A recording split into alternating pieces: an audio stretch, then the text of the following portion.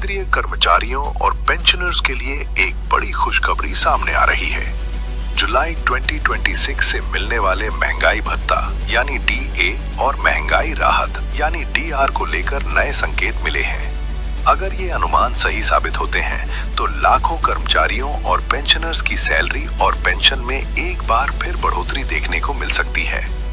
फिलहाल केंद्रीय कर्मचारियों को 60% डीए मिल रहा है।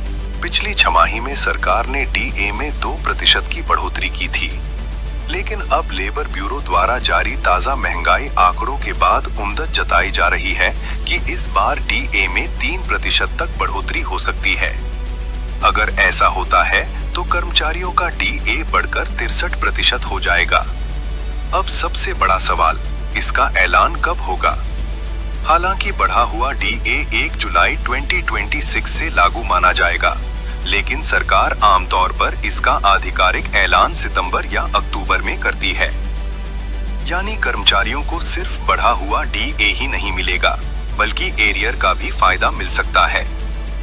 अगर घोषणा सितंबर में होती है तो जुलाई, अगस्त और सितंबर इन 3 महीनों का एरियर मिलेगा। और अगर ऐलान अक्टूबर में हुआ तो कर्मचारियों को 4 महीने का एरियर मिल सकता है।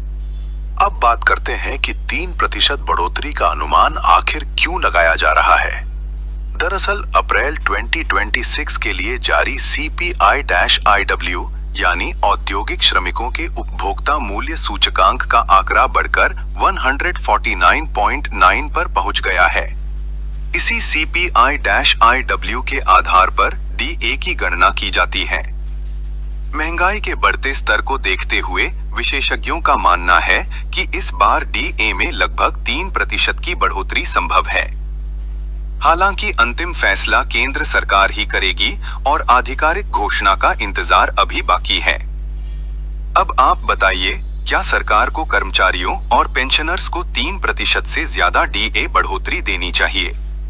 अपनी राय कमेंट में जरूर लिखिए। वीडियो पसंद आया हो तो लाइक और शेयर करें और ऐसे ही कर्मचारी पेंशनर अपडेट्स के लिए चुनावी चूरन को फॉलो करना न भूलें।